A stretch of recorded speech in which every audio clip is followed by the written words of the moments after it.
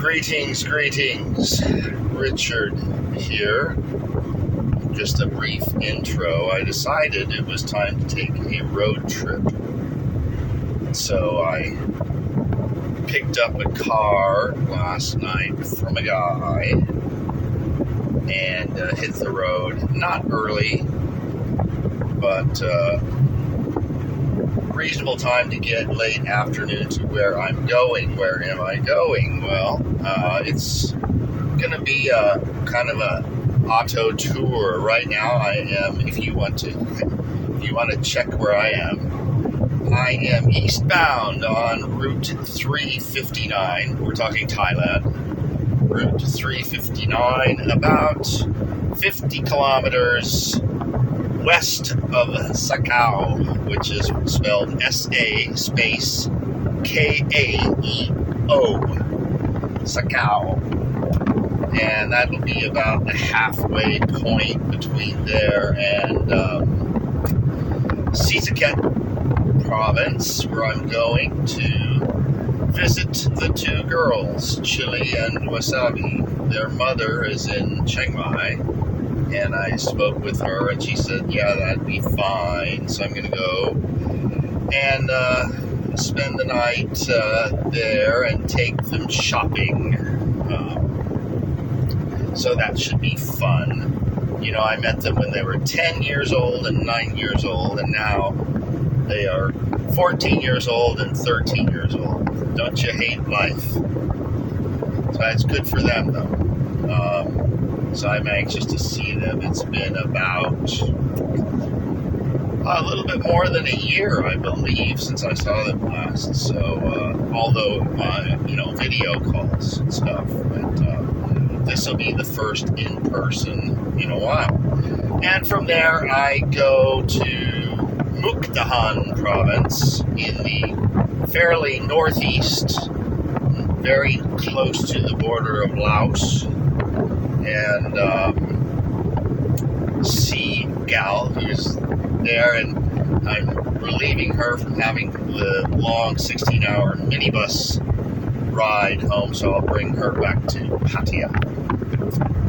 So, life, that's my life. Well, at least it is for the next 4 days or so.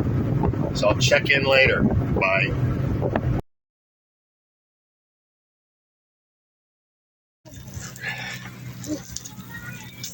There it goes. Different styles of pot. I think Chili's looks a little bit better than Wasabi's, I think.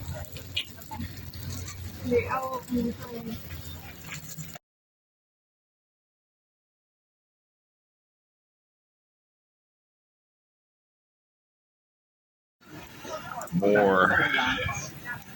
Just more and more and more.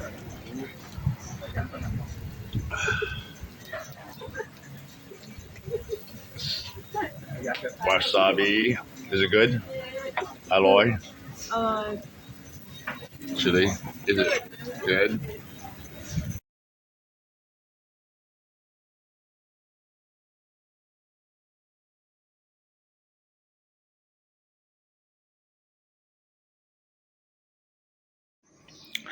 Wednesday morning, June 5th. Update log. This is the hotel, 500 baht, which comes out to about $13 for the night here in the Kukan district of Sisaket province. It's actually Kukan town, and sun coming up. This is like an old rice field. You can see because of the berm around. So that's how they do it. It fills up with water, and this is rice. And they've just built a hotel on stilts here. Pretty cool. It was recommended to me by Yui's sister, the ex-girlfriend's sister. And I did some footage last night with the kids, I took them out to Thai barbecue, which is not like what you think of barbecue, but you'll see I made a little video. So this is pretty cool, beautiful, neat, kind of neat. I drive in last night, maybe 9 p.m. It's raining like shit. And it's just a Thai guy sitting watching TV in the front building. And I stop, I walk out, he just grabs a key, hands it to me and points me to number 2. No paperwork, no nothing. I said, how much? He just holds out 5 fingers. 500 baht. I whipped out the phone and did the bank transfer using the QR code. So easy here. Boom. Instant transfer my account to his. Done. So now time to go to 7-Eleven. I'll catch you later.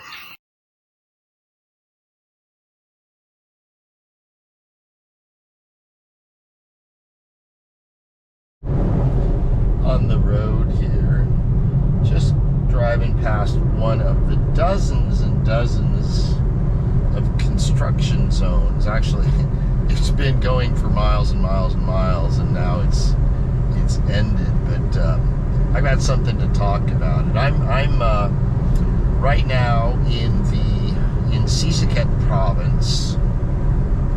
I'm making my way north to Sisaket city, the seat of the province, and on the way further to Mukdahan. So, which is about, I was in Kukhan, Khukhan, and that's where I stayed the night. That's the place where my old homestead was. And so now I'm headed up north to Mukdahan. Anyway, I've got something to talk about with all these construction projects. So I will be back.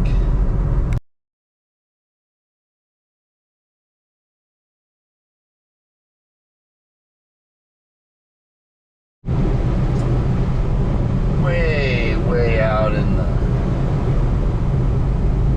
rural areas, rice paddy land in Thailand.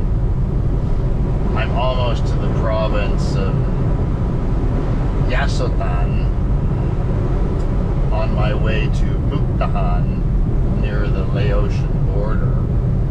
But you see the quality of the highways, and this is throughout Thailand, and increasingly so.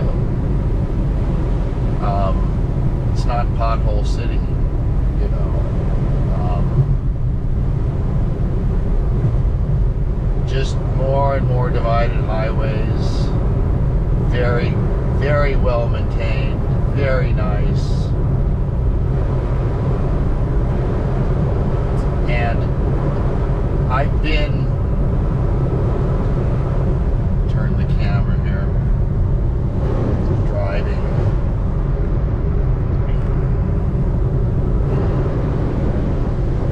Let's see if I can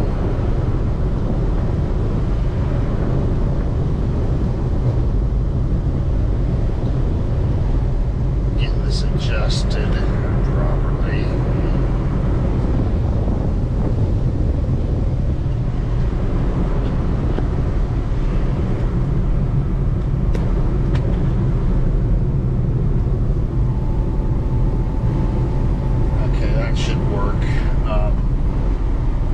So I left yesterday morning. I put in, I don't know, somewhere near about 500 kilometers, so like 350 miles at this point. And throughout the journey, you don't go very far at all without encountering road construction. And I mean big stuff, huge projects that go on for miles and miles.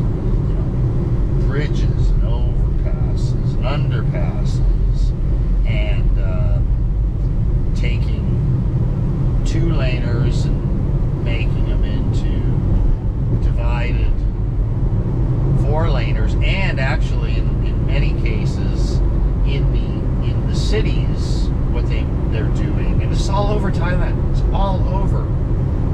Everywhere I've been driving in Thailand for 4.5 years, and I keep wondering, man, when is it going to slow down? When is it going to stop? Because it does get annoying when you go out driving. Again, I mean, the orange construction signs, they're ubiquitous all over. I'm going to get to why in just a minute. But so what they're doing in the urban areas, and they just did a big, it was a 4-lane highway, a big thoroughfare going straight through Jomtien and Pattaya.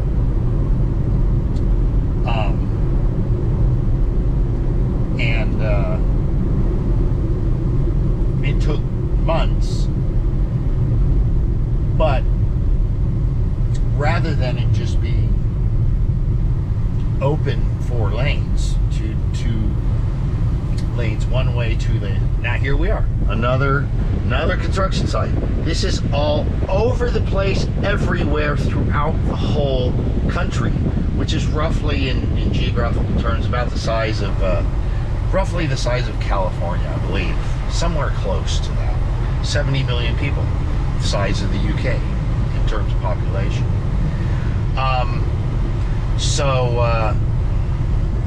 Give a little bit more look. This is what's going on.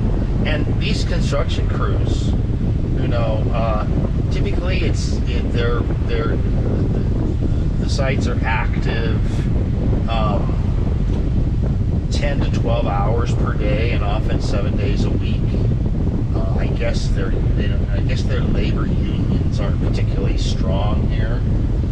You know, it's just more of a balance of get things done, right, rather than milk it forever. So,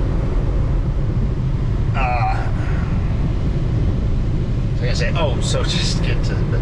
So you know, when you have a 4-lane highway with the stoplights and everything in town, and people can make their left turns across the opposing traffic anywhere, it really creates congestion, right? So you put in the divider, and then you have certain cutouts to make the left turns, but they're fewer. They can't do it just anywhere, and they have plenty of places to U-turn it with a cutout that you can either turn across traffic, you know, you're in, you know, make a right turn because we're left-hand side of the road drivers. In your case, make a left turn across traffic, opposing traffic.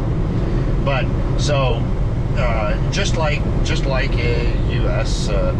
For example, those cutouts can be used to either make your left turn in your case, right-hand turn in our case, or make a U-turn, right? So you don't have to go, and they're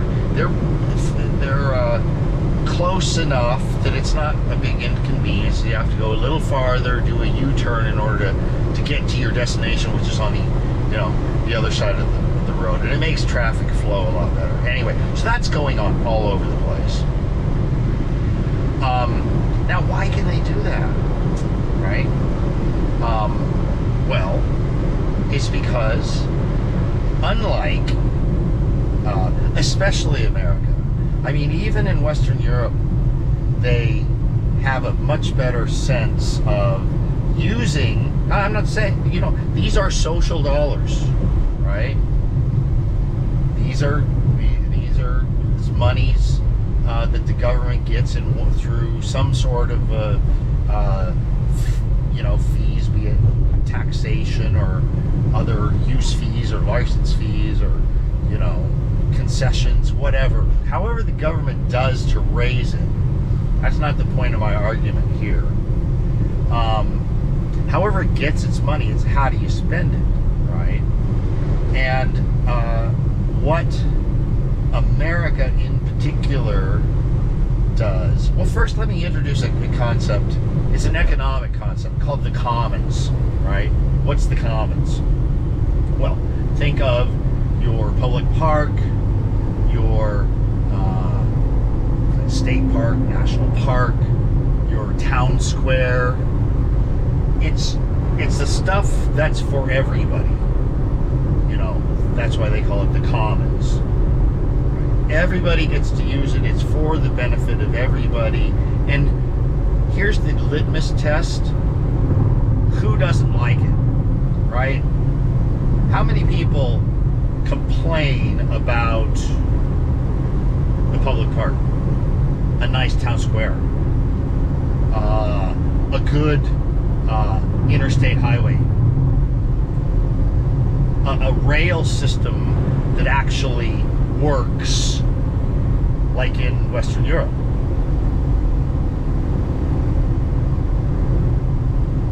Why do rail systems in America always fail and lose, almost always fail and lose money? Because they're politically and special interest motivated. They make them in order to do press releases and cater to special interests and corporate interests, corporate contracts, stuff like that. They're not asking the question, will everyone love this? Will everyone love it so much they use it? And then they use it and they say, wow, this is really great.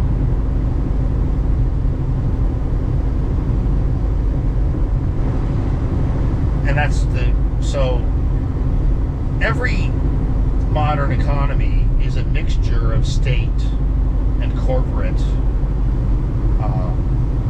influence and power. What makes America unique and the greatest, biggest fascist country that has ever existed?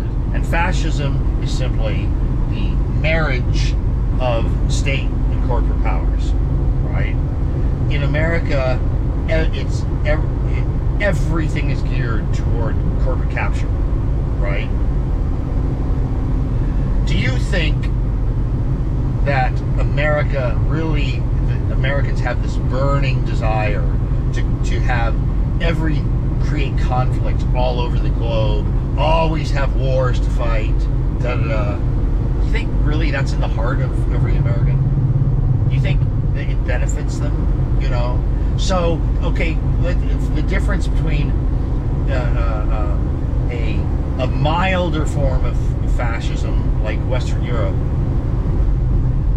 or here in Thailand, there really isn't much. Yeah, sure, there's every place, you know, people are doing favors for others and getting paid off. But here and in Western Europe, they tend to look at it and they say, okay, well, it's got to be something that really serves the commons. You know, people have got to like it. In America, they say, well, let's build an F-35. Now, that's limited utility. People look at that and say, whoa, my life's going to be a lot better because of that F-35. You know, hundreds of millions of dollar airplane. Woo. That's the difference. So, American fascism looks at, number one,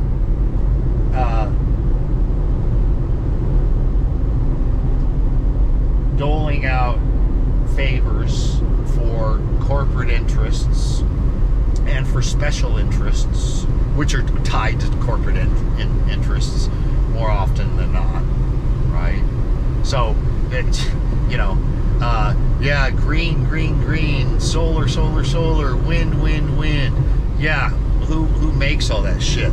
A bunch of big corporations. And not only that, not only do they get these deals to make this stupid shit stuff, which more and more is being shown to just be absurd, you know, in every way, on every level. Absurd as a power generation sort of thing. But not only do they get to make all this shit and shove it down your throat that you pay for. But they get all sorts of benefits because it's green, because they're doing good, right? So, but which is the exact opposite. That's why it's just completely fucked up. Completely fucked up. It's irredeemably fucked up, and that's why it has to fail.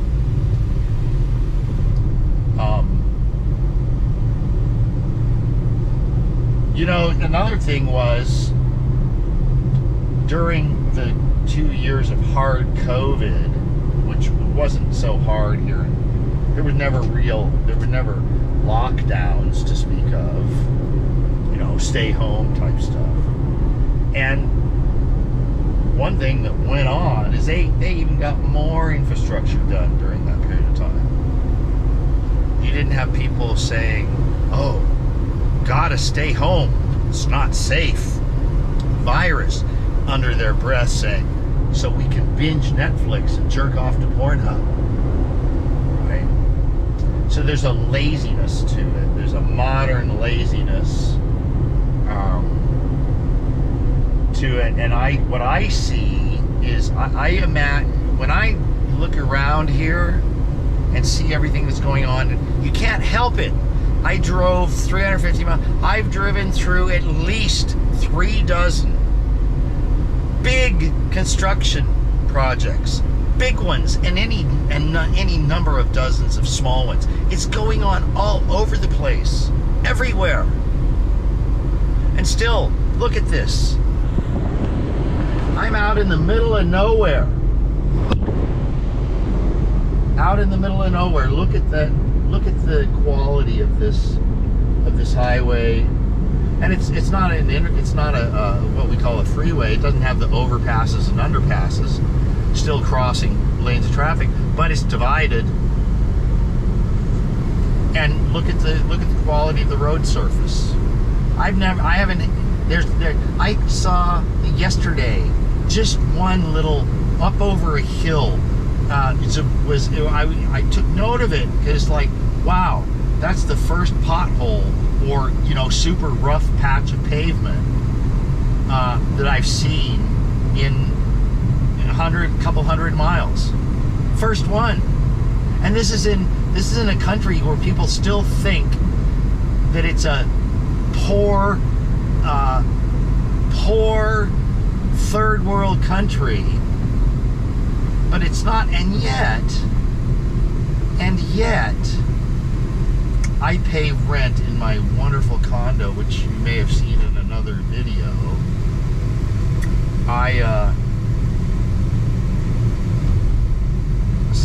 So this is construction again. It's only been a few miles since the last one. It's all over the place. Like I say, it can be annoying, so that's why you have to stop and think, you know. And but then you ask, well, when is it going to be enough? It's not. They just keep doing it and doing it and doing it. They're not pissing away most of their budget on social programs. There's no safety net in Thailand, right? If you have problems, I think there's a tiny bit of unemployment insurance, you know, and there's some stuff, but nowhere near the lavish stuff. You know, basically, if you got problems, you're going to rely on friends, family, and local village. And the thing is, if you've suffered misfortune, you're going to get help. If you're a fuck up, you get a little help until they realize you're a fuck up and you're not fixing yourself, you're not fixing your problems. And if you're a parasite, you're going to be cut off real fucking quick. So, yeah, you know, what percentage does America spend on a bunch of huge, many billions of dollars, hundreds of billions of dollars a year on social program for people who basically paying people to not work, or to work less, or to just buy their votes, and then the welfare for the military-industrial complex, right? Which is increasingly looking like being counterproductive, because now it's like America is like egging on the rest of the world to we gotta stay at war. Everybody's saying, hey, we want peace. No, we gotta stay at war.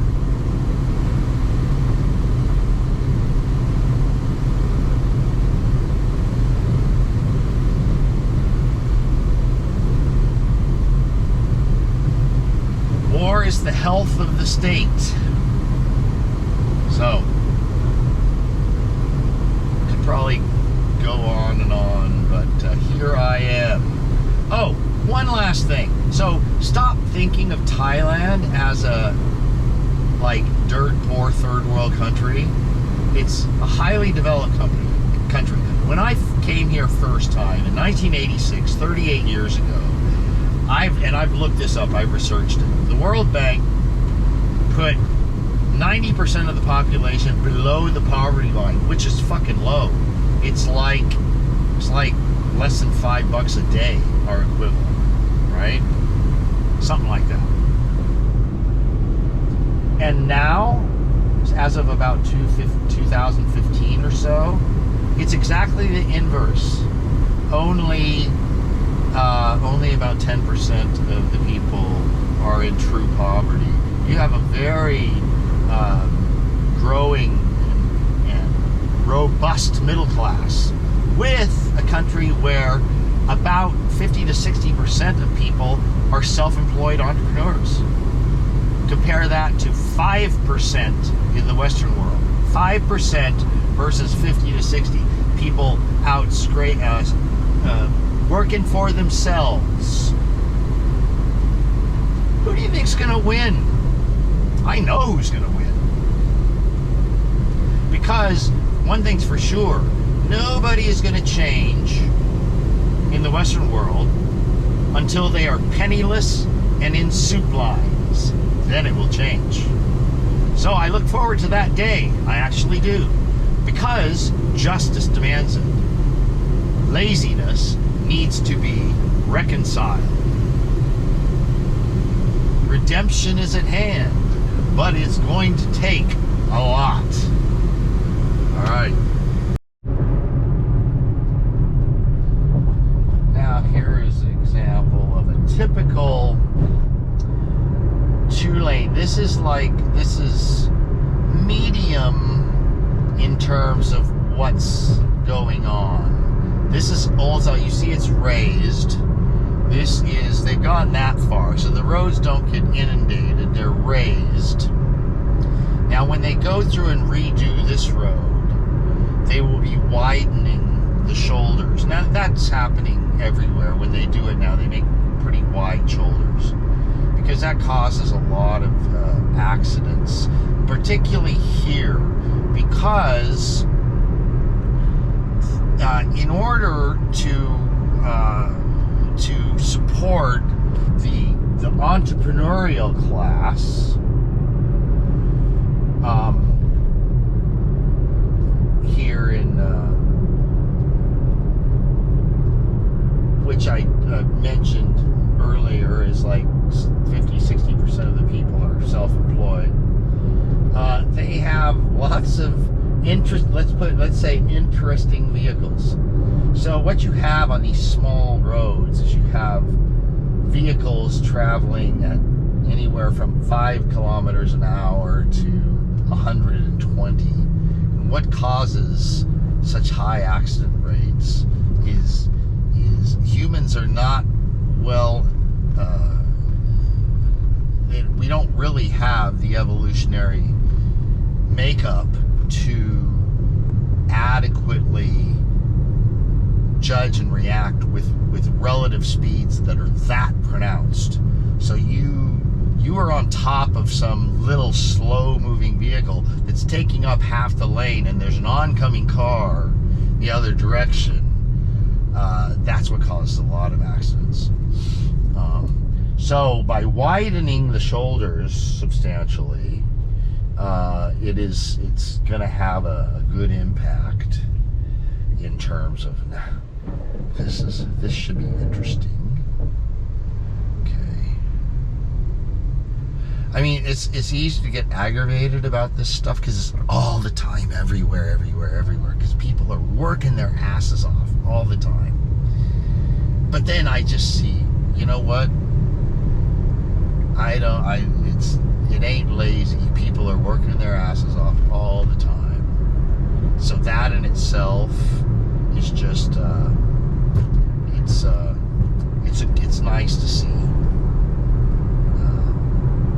But this is very typical, off the beaten path Thailand right here, and it's just quite idyllic to drive along. You see, there's people out on the rice paddies.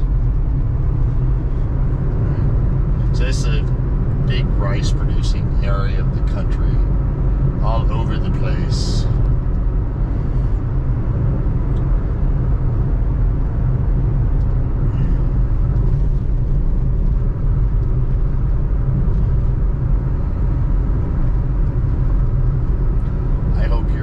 Oh, you might be wondering how I navigate, and I will show you, just like you do. Google Maps, and it does it in English. So, works very well all over the country.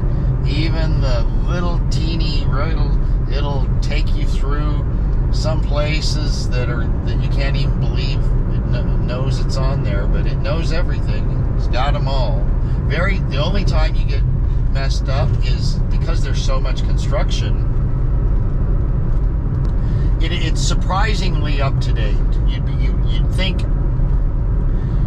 it would be worse with as much construction as going on, but every once in a while you'll hit something that hasn't been updated yet, particularly those where they've put the center median down 4-lane roads, made it a divided 4-lane, so it has, instead of being able to cross anywhere, you have to go to the next turnout, or you cut out to do a U-turn.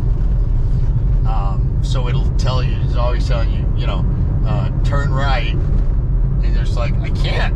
There's now a median here. But then you look, you say, oh, that's new. So that's what's going on there. Other than that, it's astoundingly accurate. Way out here in the middle of nowhere. Okay, that's about it for now. Another thing to show you, I talked about the level of small business entrepreneurship here in Thailand. 50 to 60% of people are self-employed. So it becomes commonplace when you drive along little country roads like this. Like every house is also a business. There'll be something out in front of it. They may not be working at the time. There's something, in the village where I built a house, there was a great little noodle shop run by two ladies from their house. So it's not every house, but a lot of them. There'll be something out in front. Often in the food industry, could be fruit, could be they make certain kinds of flavored sticky rice. Or prepared dishes, pad thai, barbecue. You get chicken and pork on a stick with a bag of sticky rice. One of my favorite breakfasts. that's when they tend to eat it out here.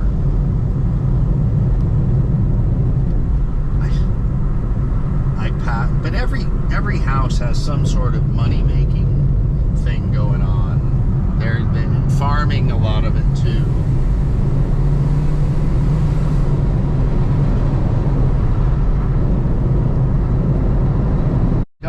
Coming up here is what I mean by the danger of slow-moving vehicles. Throughout Thailand, you have this. So someone in these side carts are ubiquitous. There's millions of them. So they're driving along slow like that. And then you got this guy with, I think that's tapioca root or something, not tapioca, cassava root or something, back of that truck. So these slow-moving vehicles on these small roads, and you can't, you know, you're coming at 100, 120 kilometers an hour, which is 60, 70 miles an hour. And, you know, or you've got the motorcyclists, and they're all over. And at night, these places aren't lit, and a lot of these people don't really attend to their maintenance, so you gotta really be careful driving at night. You drive through these places and you come up on motorbikes and there's no lights. Well, you gotta watch out where you're driving sometimes. Let the little guy across the road. Come on, little guy.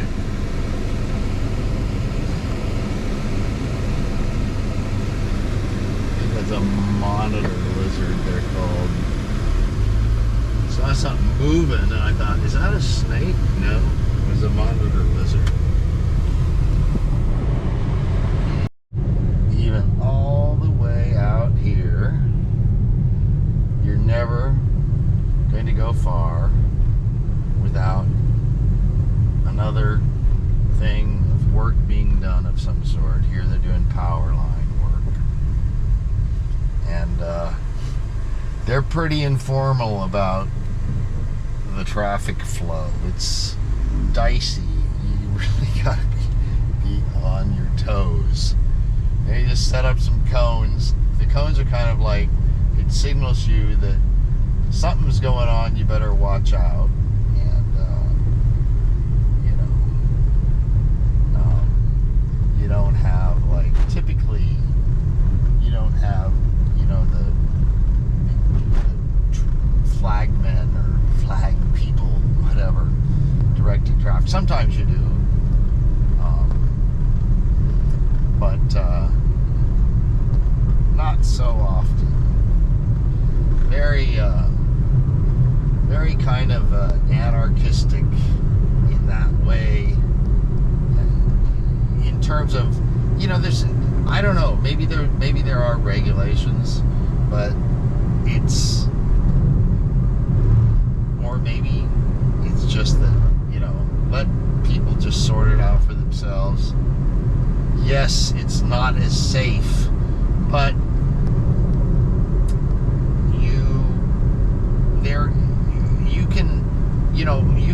you can be ultimate safe if you want. Go lock yourself in a prison cell, and provided you have decent caretakers, you'll be as safe as you can be. If the walls are high enough and thick enough, you'll be safe, right? Or you know, outright chaos, then you're pretty susceptible to misfortune and accident, you know, either by predators or just, you know, shit happening because there's a lot of people. It's congested, so there's a lot of shit going on in a small area. Something could happen to you. I like it this way. People just sort of sort shit out, but you got to be on your toes, right? And shit could happen, really could. But that risk is acceptable to me. I'll take my chances, put it that way, right? Rather than have a goddamn fucking locked down society where every moron is protected to the greatest extent from their own stupidity at great cost to everyone else who actually pays attention to what the fuck they're doing. So that's the way Western societies seem to operate now, is we'll inconvenience the fuck out of everybody who has a brain for the sake of the marginal few who don't. I'm more Darwinian. Let them succumb to the consequences of their own inaction or failure to take appropriate measures, and room for sorrow for those who innocently, buy the farm, and it does happen. You have to acknowledge that does happen, but that's the trade-off for living free, or close to it. As I've said many times before, America calling itself the land of the free is a big fucking joke. Come live here for 4.5 years. You'll know what freedom tastes like. Until then, I'm laughing at you. I'm laughing at you. I'm mocking you. And most of all, I'm shaming you. And who am I shaming the most? I'm shaming conservatives, Republicans, the religious, the evangelicals, the moron born-agains, and the seconders. You know who seconders are, right? They're the people who sucked it up when they closed churches during COVID and cried about their gun shows being canceled. Oh, you see this a lot. Let's take the cows for a walk. And what they do is there's basically just a rope tied to their ankles, or it's around their neck and it drags. This keeps them from bolting. It's pretty interesting.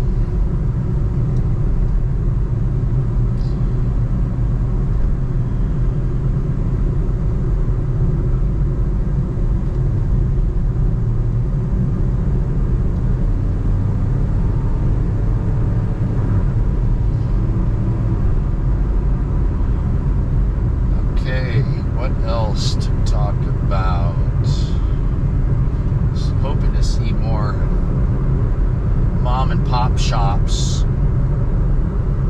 in front of houses. Well, here's some. Well, there's a little mom and pop gas station. There's a little mom and pop thing. See, in the West, you have zoning. That's another version of NIMBY, not in my backyard. So as soon as a person has their whatever it is they want out of life, then they want no disturbances anywhere around them. So other people don't get a chance. Even though, imagine if it's opened up in America and say, yeah, not just a lemonade shop, but yeah, you can have a little mini mart. You can turn your garage into a mini mart. Sure. Anywhere. Turn your front room turn your family room or your dining room into a hair or nail salon, or both.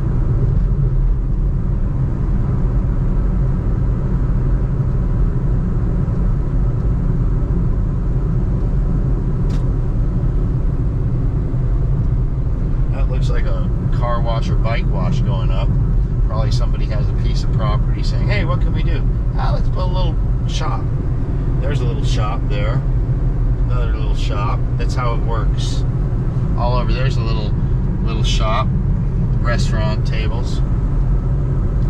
A lot of times they're not active, and the reason why is because they're neighborhood places, so everybody knows when they're going to be serving stuff. It could be at weird hours too. Otherwise, they do a lot of takeout. So, like for instance, we're driving through a place like this, way out in the middle of nowhere. I was on a bus trip with the ex-girlfriend, and the bus broke down. And so all of us, went to, there was a place, just a little house with a good front yard, and we kind of walked over there, and the lady comes out and greets us, and pretty soon she has neighbors over, everybody attending to us, because they were making something. One lady was doing sewing, and another was making some sort of food, and then they got people on the phone. So then we have food deliveries showing up. People, basically ordered, and then food starts showing up on motorbikes from the neighborhood, from people who have little shops like this. That's just how it works, and it's wonderful. It's so human.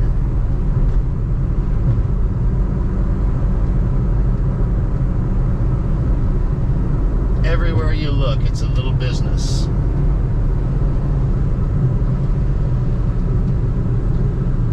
But you got your zoning. Oh, it's not zoned for that. This is the land of the free, don't you know? Bunch of fucking suckers. Here's another common one you see. People make their front yards into a little nursery, so they grow plants and stuff for other people's gardens. Just another way to make a living. Little nurseries. There's another one right there. Pink elephant something. Another nursery. This is nursery neighborhood. They're all little privately owned areas, and they have little nurseries in front, one after the other.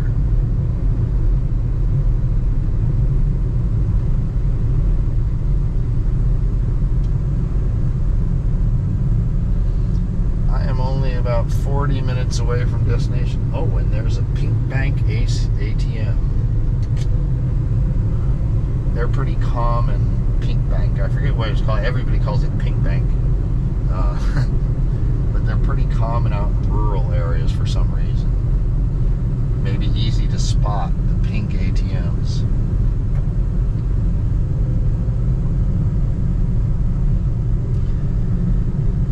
I hope you're enjoying this. I don't know how much of it I'll keep. Maybe make 2 versions of the video.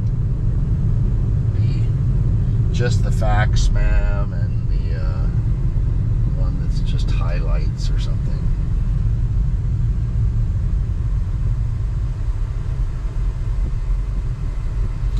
Delivering some furniture. And most of the delivery guys they're independent. They own a truck, and then they have accounts that they deliver for.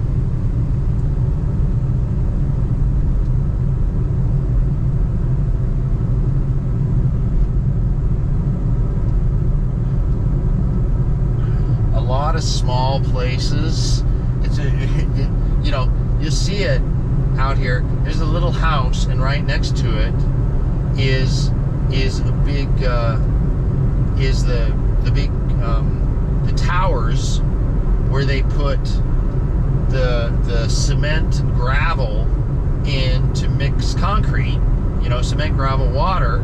So the truck pulls up and gets a load of concrete to take it. It's not some big industrial thing with a fleet of trucks. So independent guys will have a cement mixer truck, small cement mixer truck, and then they'll go to the independent guy down the street that has the cement mixing stuff right in his front yard. I mean, it's not like the little thing you mix the sand and concrete and gravel with, where you can do it right on site. These are the substantial towers that have mix the stuff in it, But, you know, I don't know. I don't know how many. He could probably fill a dozen or 2 dozen trucks a day, you know, and then he gets resupplied. But it's all happens on a very local level. All over the place. You see it. That's what happens when you don't have a corporatist economy. It's a mom and pop economy in very large measure. Very large measure. I decried for a while the proliferation of 7-Elevens, and there's a couple of big chain convenience stores throughout the country. And I looked at it, I started looking at the stats. I thought, well, they're taking everything over. And I kind of hate it. You have these small villages with all these, you know, villages, maybe 1,000, 2,000 people, you know, and then the 7-Eleven comes in.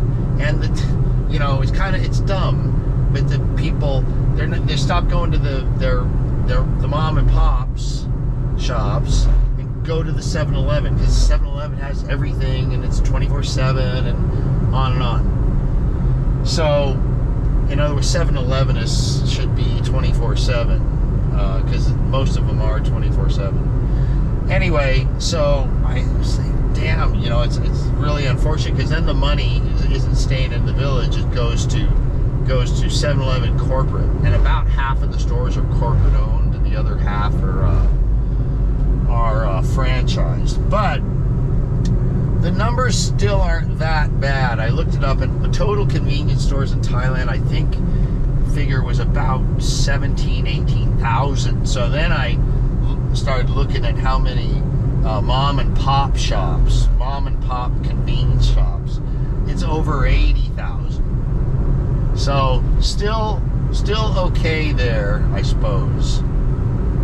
Though I prefer it was just the mom and pops. Maybe in dense urban, yeah, it's cool to have this 24-hour 7-Eleven in Bangkok or the big cities. That's fine. You know, you can be next to the Starbucks. You know, but otherwise, I like the small mom and pop stuff.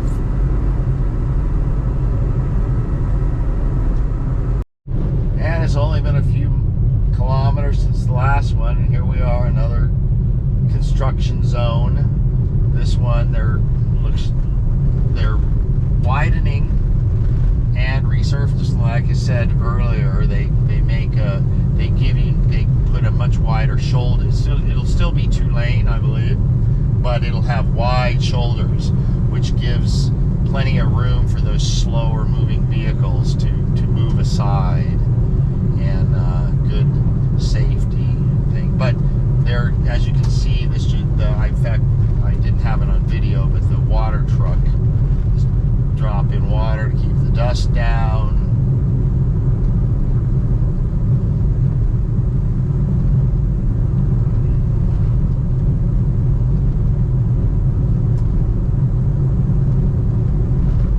But all over the place, all the time.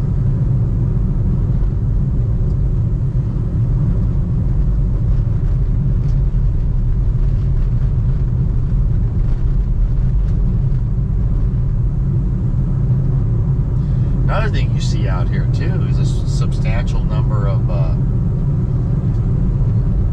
what you call motels or motor-inns. You know, drive in and park right in front of the unit.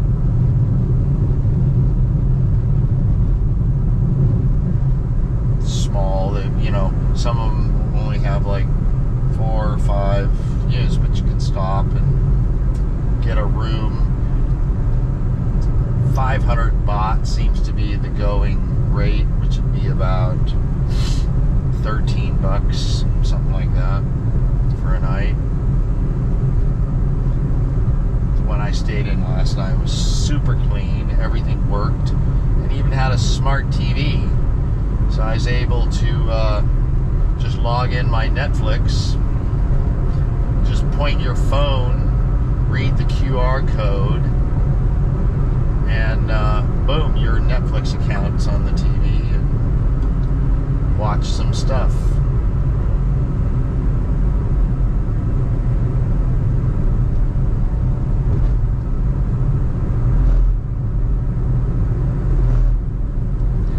That's another style of the cart where it's behind the motorcycle, which is better. Then it's not so wide. And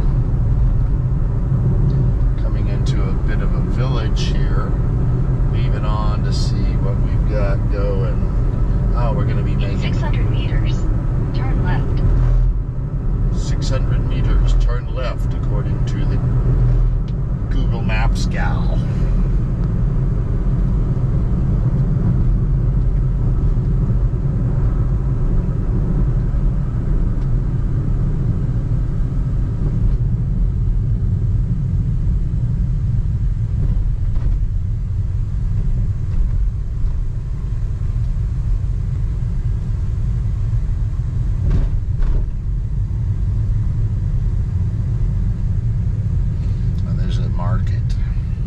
Very common.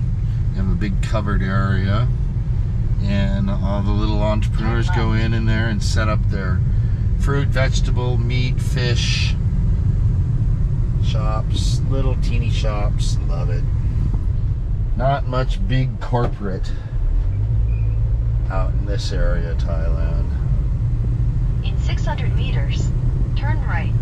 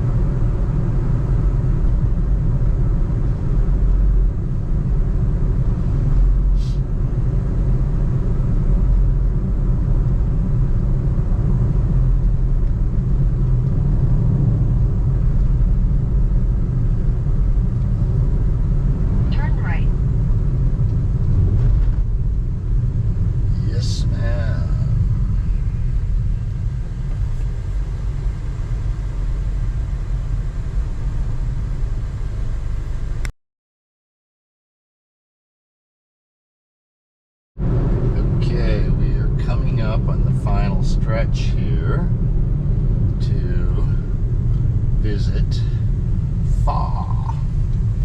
Spelled F-A-R, that's her name. She's a friend of mine from Pattaya. She's way up here at her homestead. She had to come up here to do some banking business having to do with her property. And so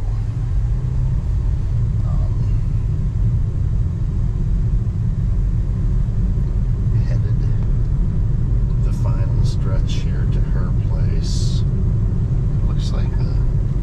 In 150 meters, turn right. Turn right. So the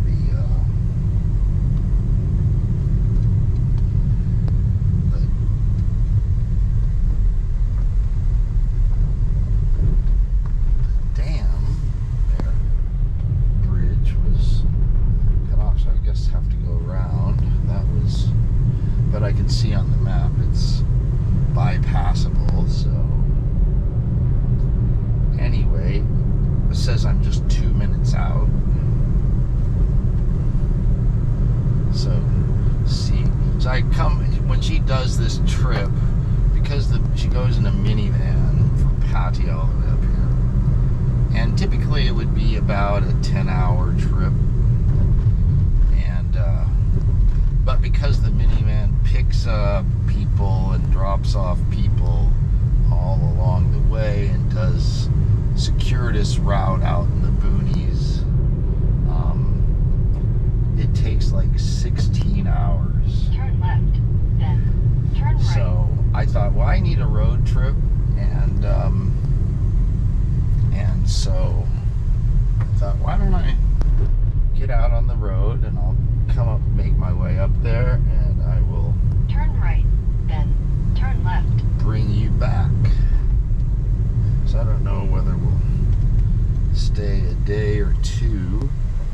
need to return the car until Friday afternoon. It's Wednesday, just afternoon, early afternoon right now.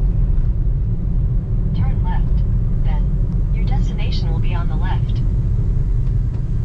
So, this would be her neighborhood. Let's see if I can recognize it from the video chats.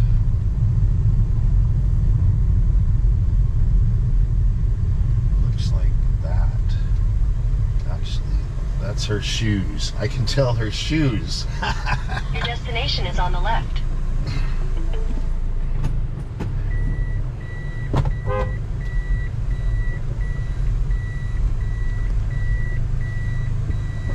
I think I'll park right up here, maybe.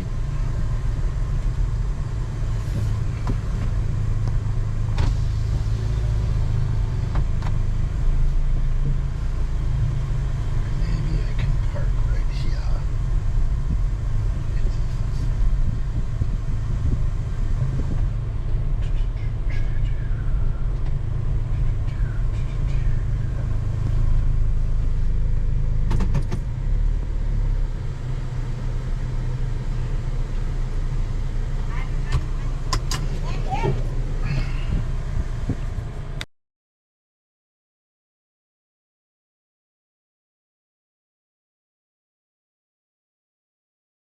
Okay, I've arrived, and there's the lake back in the background here.